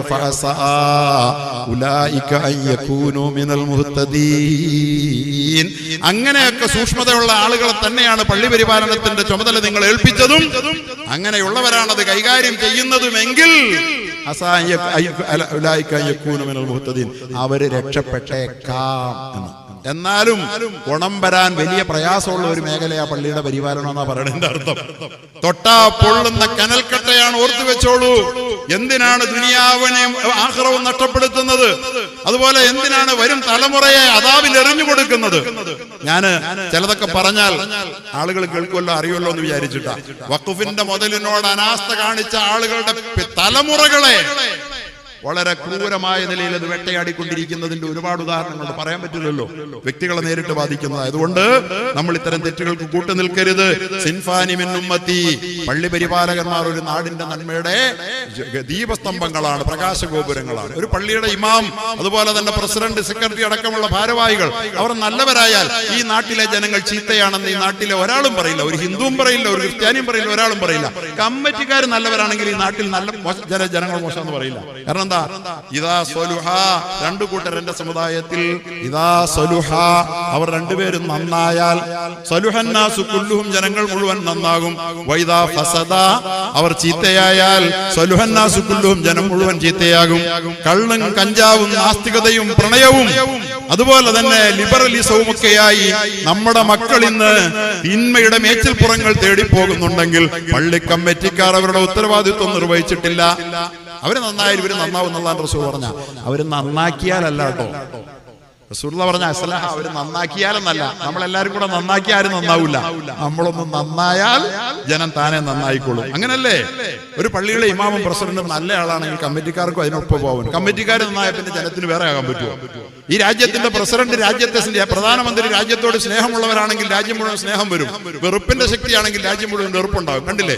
ഇന്ന് രാജ്യത്ത് മുഴുവൻ വെറുപ്പാ. എന്താ കാര്യം? ഒരൊറ്റ ആളാണ് കാരണം. പ്രധാനമന്ത്രി വെറുപ്പിന്റെ ശക്തിയാണ്, രാജ്യം മുഴുവൻ വെറുപ്പായി. രാജ്യത്തിന്റെ മുഖ്യമന്ത്രി അല്ലെങ്കിൽ പ്രധാനമന്ത്രി അഴിമതിക്കാരനാണെങ്കിൽ നാടാകെ അഴിമതിയാകും. അപ്പോ നേതൃസ്ഥാനത്ത് നിൽക്കുന്ന ഒരാളുടെ നന്മ, അയാൾ നന്നായാൽ നാടാകെ നന്നാകും, ജനങ്ങളാകെ നന്നാകും. അതുകൊണ്ട് അള്ളാഹുവിന്റെ പള്ളി നാം നന്നാകണമെന്ന് ആഗ്രഹമുണ്ടെങ്കിൽ, അള്ളാഹുവിന്റെ സഹായം നമുക്ക് കിട്ടണമെന്ന് ആഗ്രഹമുണ്ടെങ്കിൽ നമ്മുടെ പള്ളി കമ്മിറ്റിക്കാർ നല്ലവരാണെന്ന് നമ്മൾ ഉറപ്പാക്കണം. നമ്മുടെ പ്രിയപ്പെട്ട കമ്മിറ്റിക്കാർ നന്നാകണം. അല്ലാതെ വന്നാൽ ആരെങ്കിലും ഒരു തെറ്റിനാരെയെങ്കിലും സഹായിച്ചാൽ കൂട്ടുനിന്നാൽ